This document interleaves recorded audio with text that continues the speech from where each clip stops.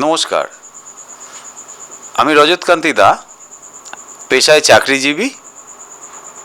আমার প্যাশান হচ্ছে ফটোগ্রাফি। আজ আমি এখানে এসেছি অ্যাট এ গ্লান্স চ্যানেলের তরফ থেকে আমার পেশাগত বা প্যাশানগত কোনো কাজের জন্যই নয়। এটা আমার মনে হয় আমার জীবনের দায়িত্ব নিজের কাছে। তাই এই দায়িত্ব বলতে কি, এটা নিশ্চয়ই মনে হতে পারে। তো এই দায়িত্বটা হচ্ছে মানুষের সঙ্গে মানুষের মিলন বা মিলিয়ে দেওয়া। এবার মানুষের সঙ্গে মানুষের মিলিয়ে দেওয়া বলতে কি বোঝায়? প্রত্যেকটা মানুষের তার জ্ঞান, তার শিক্ষা দীক্ষা আরেকটা মানুষের মধ্যে আদান প্রদান। এই আদান প্রদানের চিন্তাভাবনায় আমি এই চ্যানেলের সৃষ্টি করি এবং আমার বিবেচনায় যারা জ্ঞানীগুণী মানুষ তাদের সঙ্গে কিছুটা সময় কাটিয়ে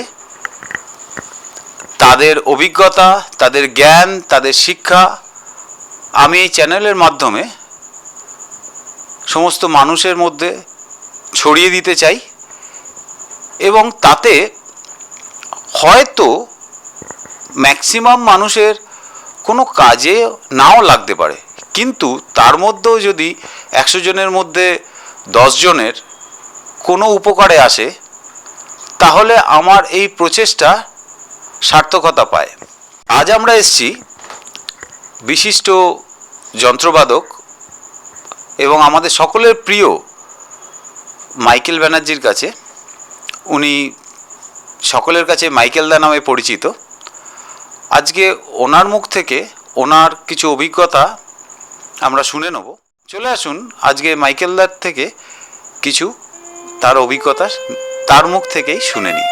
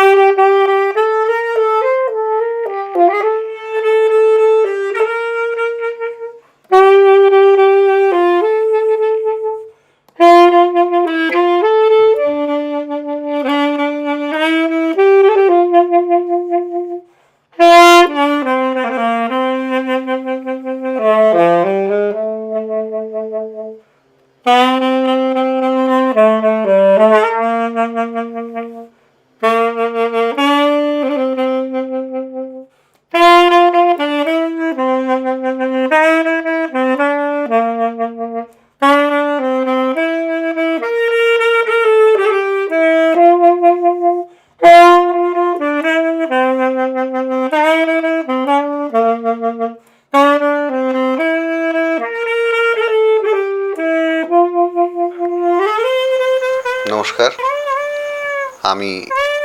আমার নাম মাইকেল ব্যানার্জি। তো আজকে এই যে চ্যানেল আমার এই মুখের সামনে এরম করে মাইক ধরে আছেন এই রজতবাবু, উনি আমাকে বলছেন যে আপনি কিছু বলুন, আপনার জীবনের অভিজ্ঞতা। এখন কি বলতে বলছেন আমার জীবন কিরাম, আমি কি কড়াইশুঁটি খেতে ভালোবাসি না আলুর চপ, তার কথা জিজ্ঞেস করছেন? নাকি আমি বাজনা কীরকম, কোন বাজনাটা বাজাতে ভালোবাসি সেইটা জিজ্ঞেস করছেন? নাকি আমার এই কোনো প্রতিবেশী করোনা অ্যাটাক হয়েছিলেন, তার জন্য আমি অক্সিজেন জোগাড় করতে গেছিলাম কি না, কী অভিজ্ঞতার কথা জিজ্ঞেস করছেন আমি জানি না। তো তাই জন্যে আমি প্রথম রজতবাবুকে জিজ্ঞেস করতে চাই যে আপনি একটা একটা করে আমায় জিজ্ঞেস করুন, আমি যতটা কথা বলতে পারি আপনাকে বলবো। আপনি আমায় জিজ্ঞেস করুন একটা একটা করে, আপনি কি জানতে চাইছেন, কোন অভিজ্ঞতার কথা বলুন। না, আমরা প্রথমে যেটা জানতে চাই সেটা হচ্ছে যে এত বাজনার মধ্যে স্যাক্সোফোন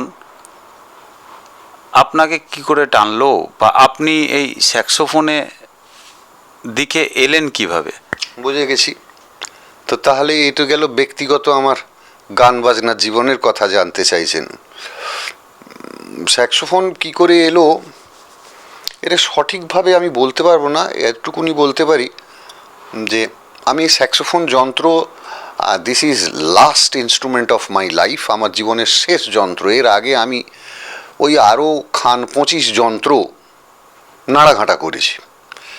নাড়াঘাটা করেছি মানে শব্দ বের করতে পারি, মানে আমি 25টা আরও যন্ত্র এবার দারুণ বাজাতে পারি, অবভিয়াসলি নট।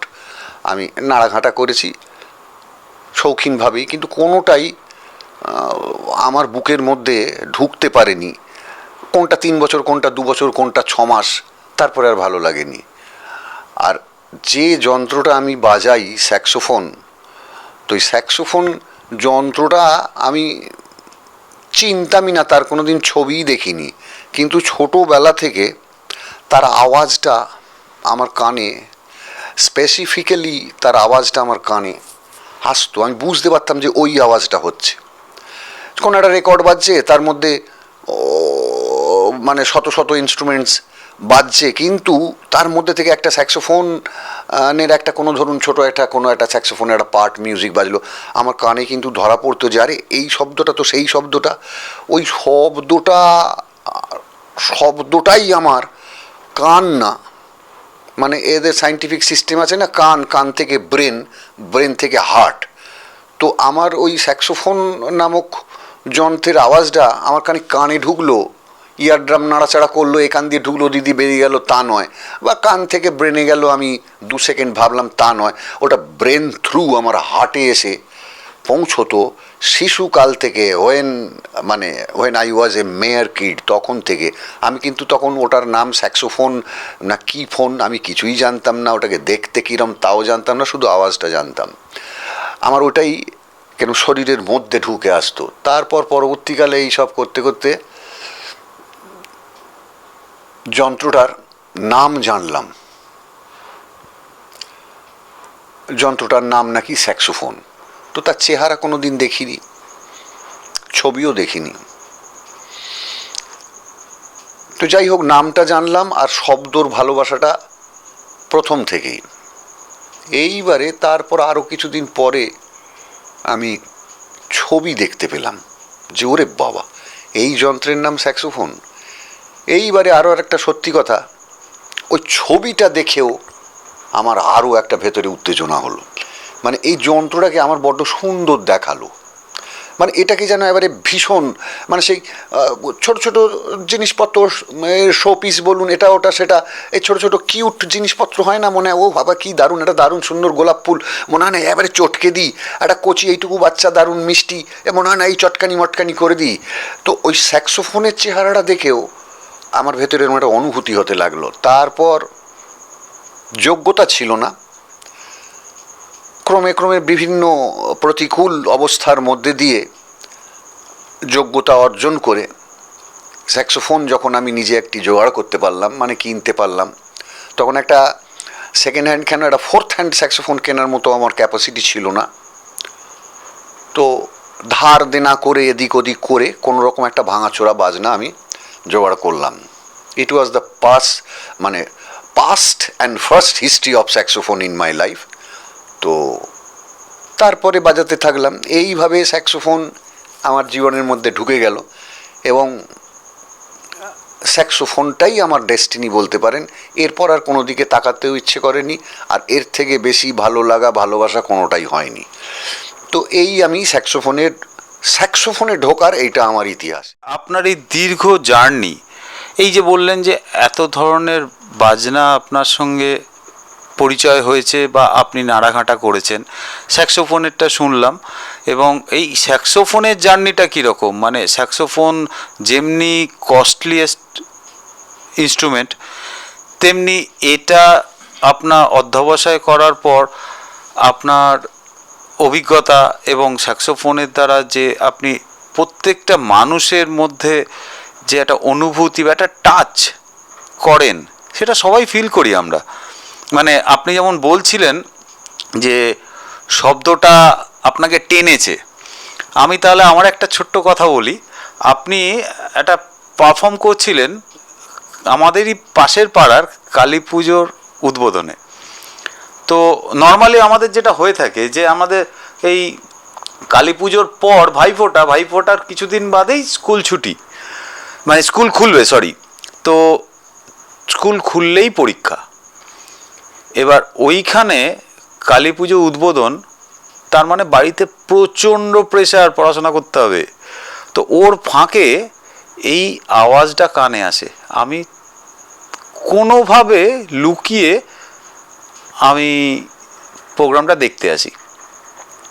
ওই প্রথম পালিয়ে আসার পর ধরা পড়ে মার খায়নি। তার কারণ যখন একটা গান উনি শেষ করলেন, পাশে দাঁড়িয়ে দেখি বাবা দাঁড়িয়ে শুনছে। বাবা তখন বলছে তাড়াতাড়ি করে নে, মা এখন ওদিকে গেছে, তাহলে এর ফাঁকে ঢুকে পড়ি। ওই স্যাক্সোফোন আমার পরিচয়। একদম একদম যেরকম আপনি বলছেন, আমি না তোমার স্মৃতিচারণ করছি যে ওই দিনটা মনে করছি, আমি ফিল করছি। তো এই যে স্যাক্সোফোন আপনি যখন আয়ত্তে আনলেন এবং লোকের মনোরঞ্জন করছেন, তারপরে জার্নিটা কীরকম? তারপরের জার্নি খুব কঠিন।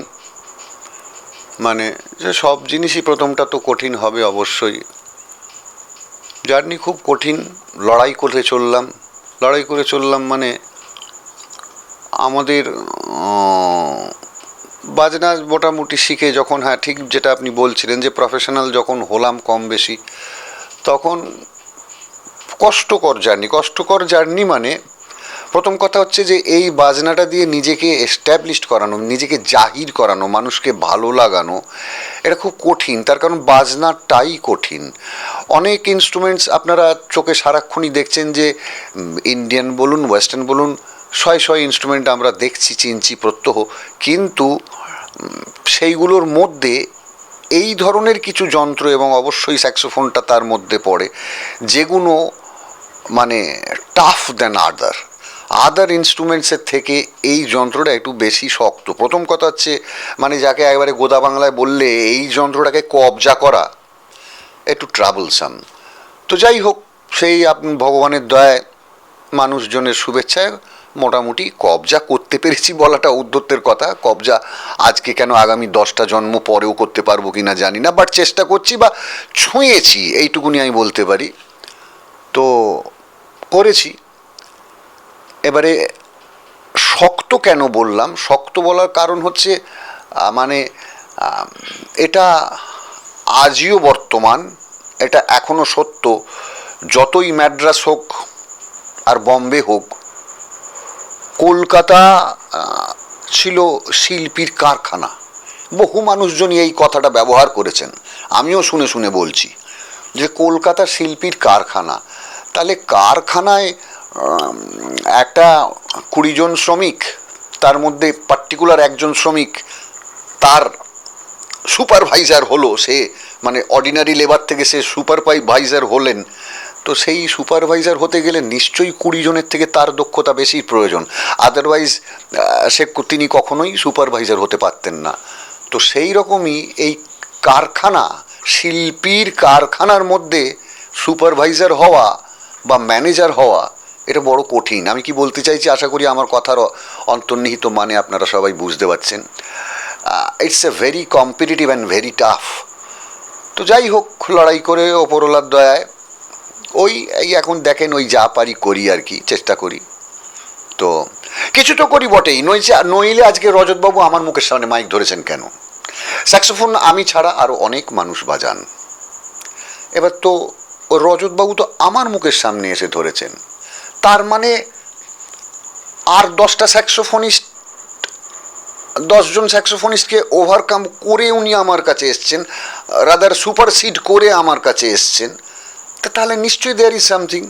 বলে না মাইকেল দা দাড়িটা খুব বড়, আর দাড়ি ছিল, ইট ওয়াজ দ্য টাইম যখন খুব বড়। এখন দেখতেই পাচ্ছেন আমার মাথায় টাকস আর দাড়িতেও টাক, সর্বস্ব টাক। তাহলে রজতেরও খুব সুন্দর দাড়ি আছে, আপনারা দেখলেন তো।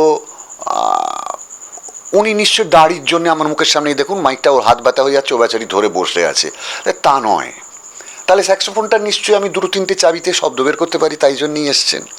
তো এই সব বাবদেই আর কি করে বলছি, আমার কথার অর্থ নিশ্চয়ই বুঝতে পারছেন সবাই, ব্যাখ্যা করার কিছু নেই। তো সেই কারণেই এই যন্ত্র নিয়ে আমাদের শহরে, আমাদের রাজ্যে বেঁচে থাকা, মানুষের ভালোবাসার পাত্র হয়ে বেঁচে থাকা খুব শক্ত, খুব মানে কি বলবো, অত্যন্ত অধ্যাবসায় সাপেক্ষ এবং অত্যন্ত ডিভোশন সাপেক্ষ। যদি বলেন কেন ডিভোশন কি, আপনি কি সাধু সন্ন্যাসী বড় বড় চুল দাড়ি আছে বলে? না, তা নয়। ডিভোশন মানে নিজেকে ডিভোট করতেই হয়। আমি যখন শিখেছি সেই পিরিয়ডটা, মানে কখন চান করব, কখন ভাত খাবো, কখন লেখাপড়া করব, সমাজ সংসার, কিছুই বোধই আমার ছিল না। কিছু বোধ রাখা চলতো না রাদার। কেন? এতটাই নিজেকে এর মধ্যে ঢুকিয়ে রাখবার দরকার ছিল, ঢুকিয়ে রাখতে হয়েছে, ঢুকিয়ে রেখেছি দীর্ঘদিন। যার জন্যে আমার সঙ্গে আত্মীয় স্বজন, সমাজ সংসারের যোগাযোগ অন দ্যাট টাইম মানে প্রায় ছিল না বললেই চলেন। সে অসভ্যের মতো আইসোলেটেড হয়ে একা একা থাকা, সে রবিনসন ক্রুসোর গল্পর মতো। তো খুব বেশি হলে আমার গোটা জীবনে 15% মানুষজনের সঙ্গে আমার গতায়াত, কথাবার্তা এই অবধি। আর 85% লোকের সঙ্গে আমার কোনো মেলামেশা, কোনো কিছুই নেই। বিকজ আমার গোটা জীবনটাই তো আমি এইখানে স্যারেন্ডার করেছিলাম রাদার করে আছি। তো যাই হোক, সেই জন্যই বললাম যে ডিভোশন দরকার।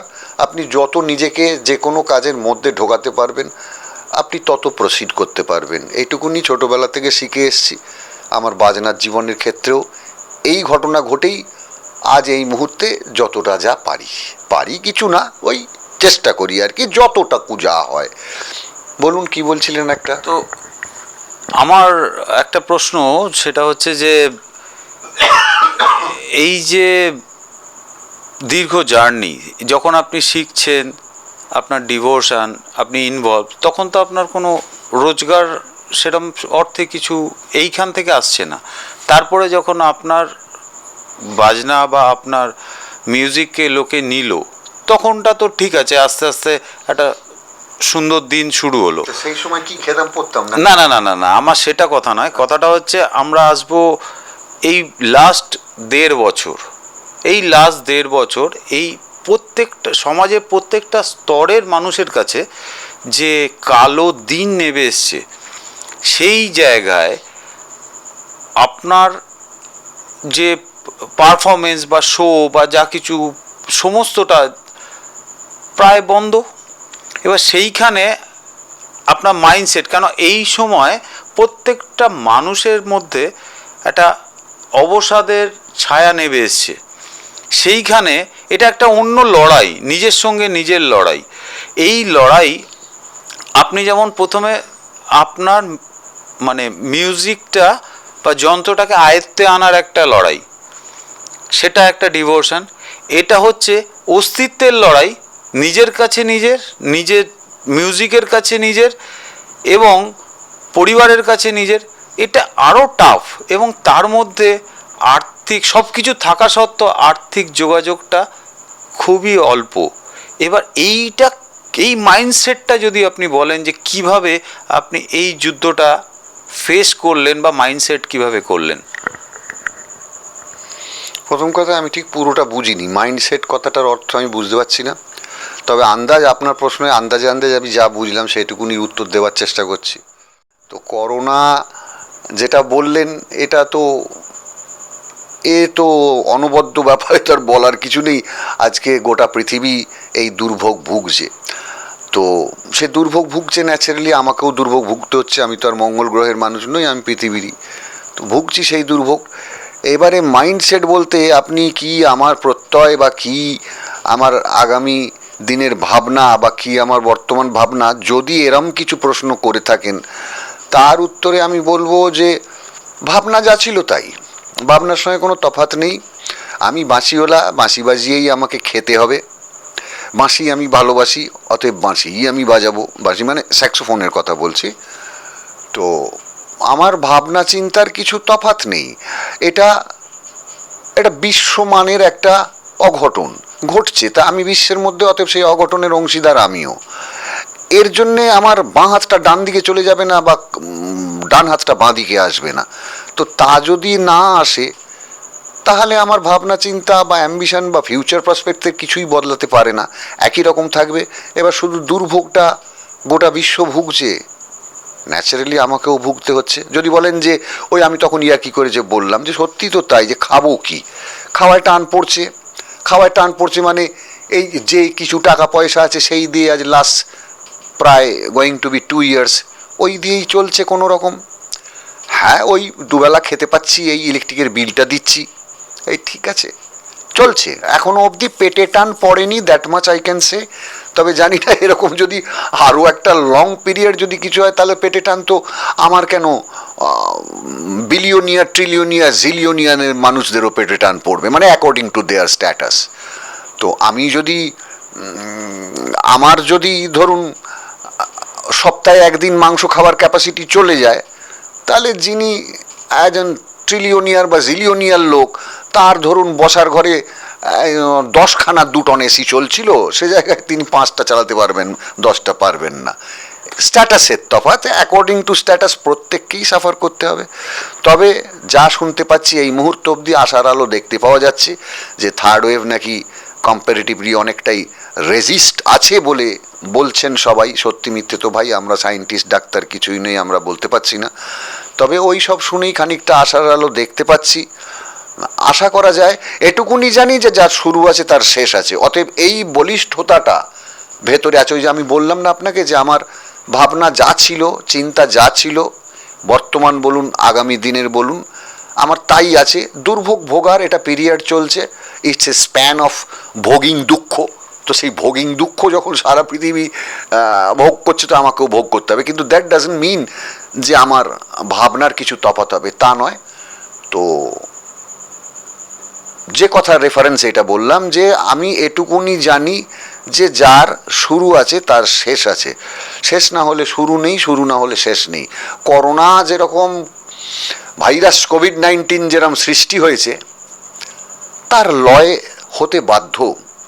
যদি বলবেন হ্যাঁ ঠিক আছে দেখবেন ও 17 বছর সময় লাগে, ভালো কথা, আমি মরে গেলাম, আমার নাতি তো বেঁচে থাকবে, সামথিং লাইক দ্যাট। তো করোনা শেষ হবেই, সেটা প্রশ্ন না। শেষ হবে মানে ভাইরাস কোনো দিন অবসোলেট হয়ে যায় না, যা শুনছি, যা বলে মানুষজন। আমি তো সব ডাক্তার ফাক্তার ইঞ্জিনিয়ার নই, আমি বলতে পারবো না। তো শেষ তাকে হতেই হবে। শেষ ইন দ্য সেন্স এর পাওয়ার বলুন, গ্র্যাজুয়ালি এর ক্যাপাসিটি বলুন, পার্সেন্টেজ বলুন কম হয়ে যাওয়া, তো তাতেই তো পৃথিবীর চেহারা আবার বদলে যাবে।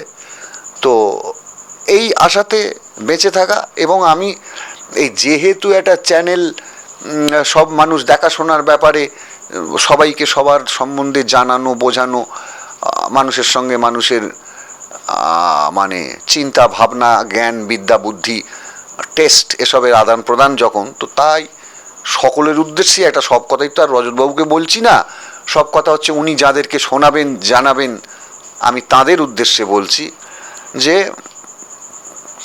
ভয় ভীতি করে নিজে মুষড়ে পড়ার কিছু দরকার নেই।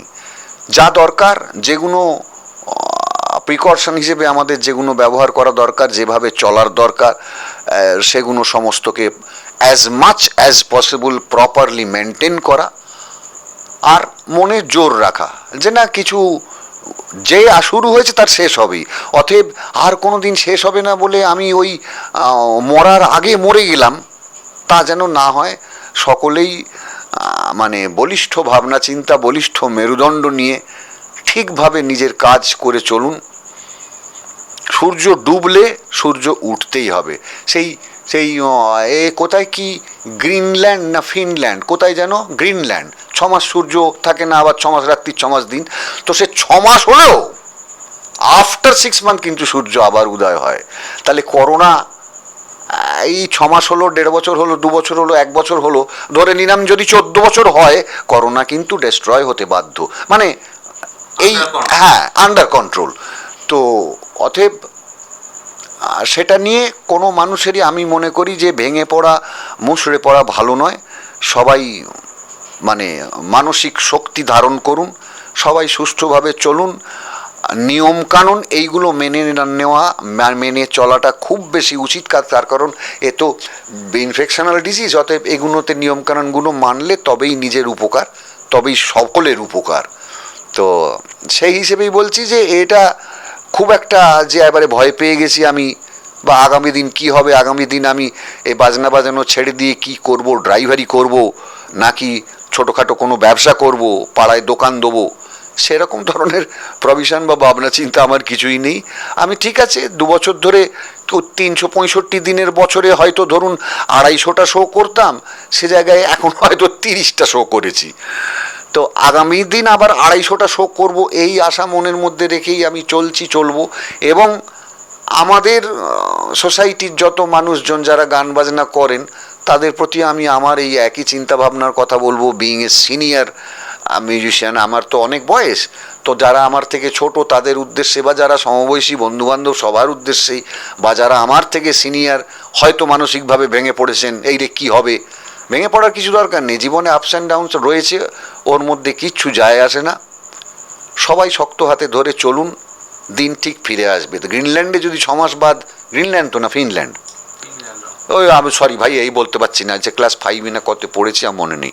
তো যাই হোক, যে ল্যান্ডই হোক না কেন, 6 মাস বাদেও যদি সূর্যটা ওঠে, তাহলে করোনার জন্যে জীবন শেষ সেটাও নয়, সেটা হবে না। মানে আমি যুক্তিতে, সাধারণ যুক্তিতে আমার এই মানে 1.5-2 লাইন লেখাপড়া জানা মাথায় আমি যেটা বিচারে পাচ্ছি, তাতে এটাই, এর জন্যে সংশয়ের কোনো কারণ নেই। তাহলে এবার চলে আসি এই নতুন প্রজন্মের জন্য আপনার কি বক্তব্য, আপনার কি মেসেজ, বা আপনি শেখানোর ব্যাপার নিয়ে কতটা কি ভাবছেন? শেখানোর ব্যাপার নিয়ে ভাবছি মানে এখনও অবধি রেগুলার এই মুহূর্তেও আমার কাছে প্রচুর ছেলে আসে যায়, শেখে।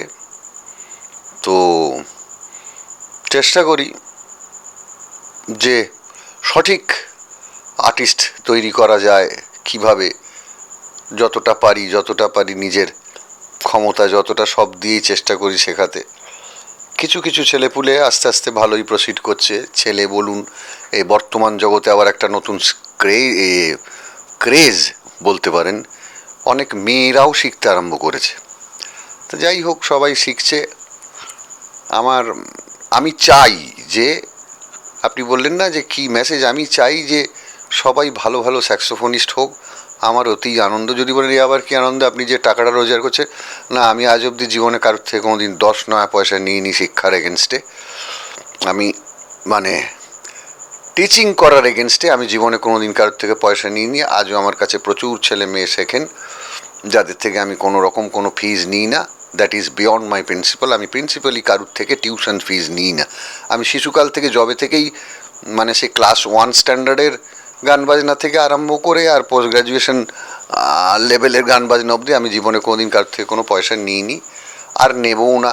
সে করোনা আসুক, মরোনা আসুক, প্রিন্সিপালের থেকে আর সরবো না। আমার কোনো টেস্ট নেই। তো সে আমার চেষ্টা আমি করেই যাচ্ছি। আর এই ছেলেপুলেদের কাছে তাদেরকে একটাই বক্তব্য, যে এই বাজনার চাবিটা চিনে তারপরেই এর গান তুলে ফেললাম, লুঙ্গি ডান্স, এটা করো না। শেখবার চেষ্টা করো। শিখে মোটামুটি একটা শিক্ষা আসলে তখন লুঙ্গি ডান্স, গামছা ডান্স, গেঞ্জি ডান্স, আন্ডারওয়্যার ডান্স অটোমেটিক পারবে। কিন্তু লুঙ্গি ডান্সটাকে, গানটাকে তুলে ফেলি এই বলে সময় নষ্ট করো না। সবাইকে এইভাবেই বোঝাবার চেষ্টা করি যে গ্রামার শেখো, লেসন প্র্যাকটিস করো, ফ্রিকুয়েন্ট হও, বাজনাটাকে বোঝো, মাথায় নাও, ফিল করো। এবং বাজনা খুব শক্ত জিনিস। বাজনা, আপনি একটা সলো গান বাজাবেন, সলো গান বাজাবেন, আপনি একটা গান বাজাচ্ছেন, আপনার একটা যন্ত্র, আপনার কোনো ভাষা নেই। কিন্তু ভাষা নেই, অথচ যে মানুষের জনের সামনে আপনি বাজনাটা বাজাচ্ছেন তাদের কারুর যদি লিরিকটা জানা থাকে, তিনি কিন্তু আপনার বাজানোতে সেই লিরিকের উচ্চারণগুলোকে শুনতে পারবেন, শুনতে পাবেন, বুঝতে পারবেন। চেষ্টা করো এই ধরনের সলোইস্ট হতে, যদি সলোইস্ট হতে ইচ্ছে হয় তো। আর যদি অ্যাকম্প্যানিমেন্ট হবার ইচ্ছে হয় তাহলে তুমি হায়ার স্টাডি গ্রামার শেখো, যাতে তুমি একটা প্রপার অ্যাকম্প্যানিমেন্ট করতে পারো। যাই হোক, তাই ছেলেপুলেদের প্রতি এটাই আমার সব সময় ওদের বলি। তা যাই হোক, ভগবানের দা যে কজন ছেলেপুলে আসে যায় তারা মোটামুটি শোনে, কথাবার্তা শোনে, যে যার যোগ্যতা অনুযায়ী চেষ্টা করছে, করে। কিছু কিছু ছেলে মেয়ে প্রসিডও করেছে, ভালোই প্রসিড করেছে। তো এই নিয়েই আসি। আর যেহেতু ওই কোনো রকম কোনো ফিজ নিই না, সেহেতু অনেক ছেলেপুলে আমার ওপরে খুব আমাকে একবারে ওপেনলি বলে যে স্যার আপনি পয়সা নেন না কেন। আবার অনেক মানুষ আছে যে না না, এটা কি বলছেন, আপনি ফিজ নেন না তাহলে তো আর আমার শেখা হবে না। আমি, না, কেন শেখা হবে না? আমি ফিজ নিন না, তাহলে হোয়াট গোজ ডু ইউ?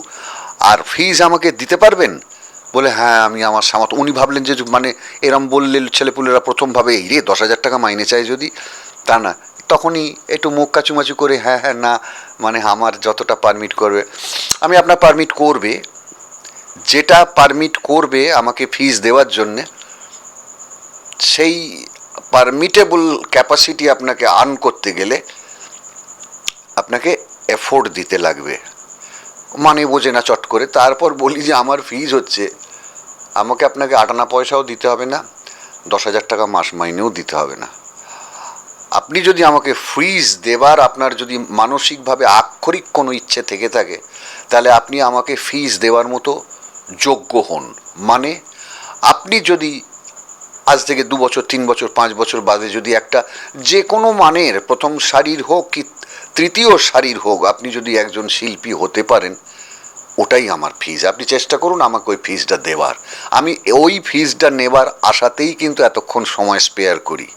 আমি ঘরের মধ্যে বসে আছি, আমি 6 ঘন্টা, 7 ঘন্টা, 8 ঘন্টা অ্যাট এ গ্লান্স বসে আছি। আমি এই সিগারেট ফুঁকছি আর চা খাচ্ছি, ঘরে এয়ার কন্ডিশন চলছে, এতগুলো আলো জ্বলছে, পাখা জ্বলছে, চা খাওয়াচ্ছি, বিস্কুট খাওয়াচ্ছি, কখনো কখনো খাবার খাওয়াচ্ছি, চাউমিন খাওয়াচ্ছি, পাউরুটি খাওয়াচ্ছি, মুড়ি মাখা খাওয়াচ্ছি, এটসেট্রা এটসেট্রা। সবটাই কিন্তু আমার ডেবিট সাইডে এন্ট্রি হচ্ছে, আমার ক্রেডিট কিছু হচ্ছে না।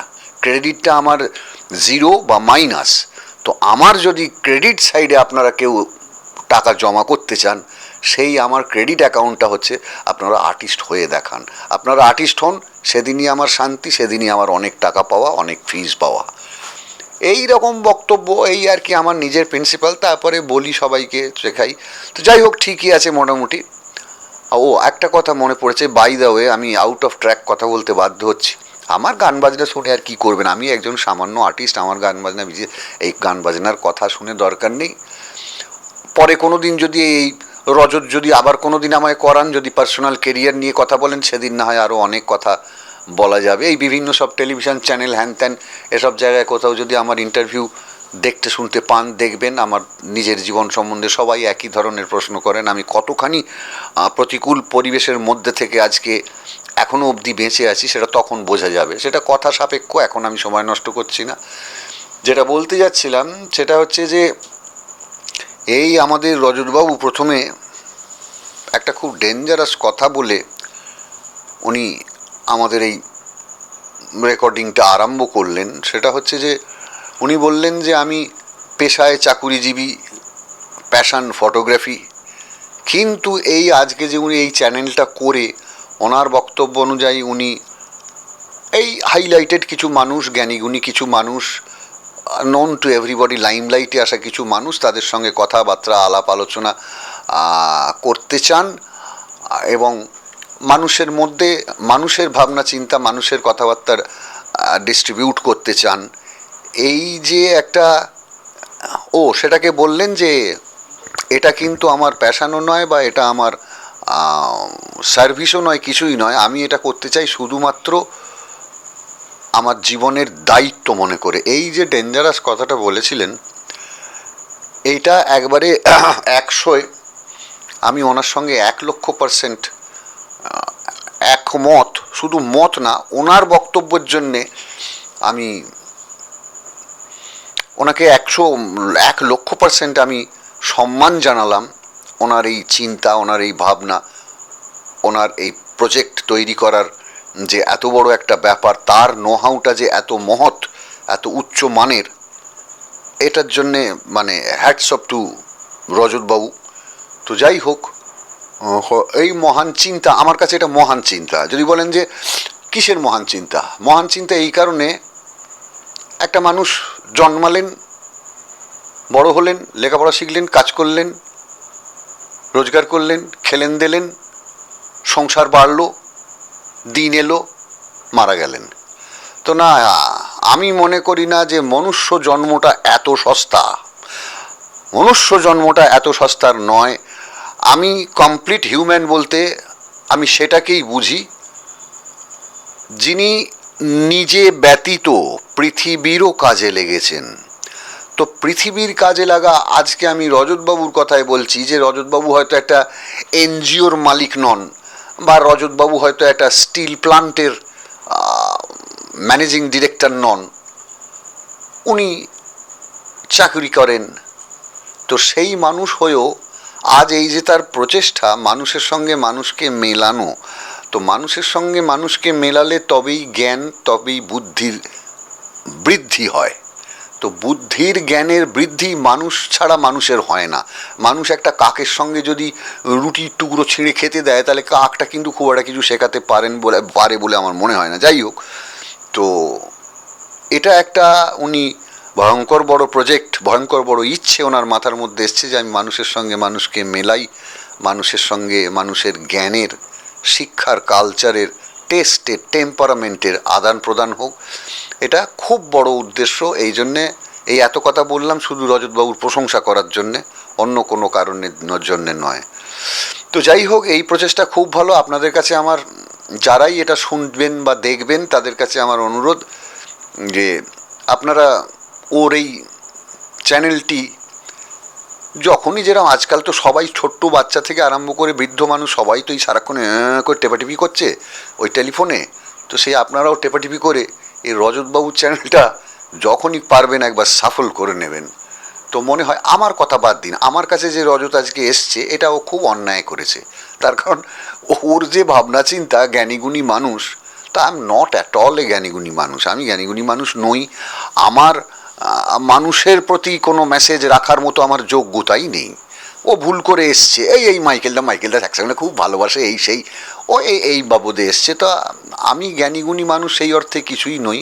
তবে আগামী দিনে ও নিশ্চয়ই বহু জ্ঞানীগুণী মানুষের কাছে যাবেন, আসবেন। তো ওর চ্যানেলটাকে যদি ফলো করা যায়, তাহলে আশা করি সব মানুষেরই কিছু না কিছু উপকার হবে।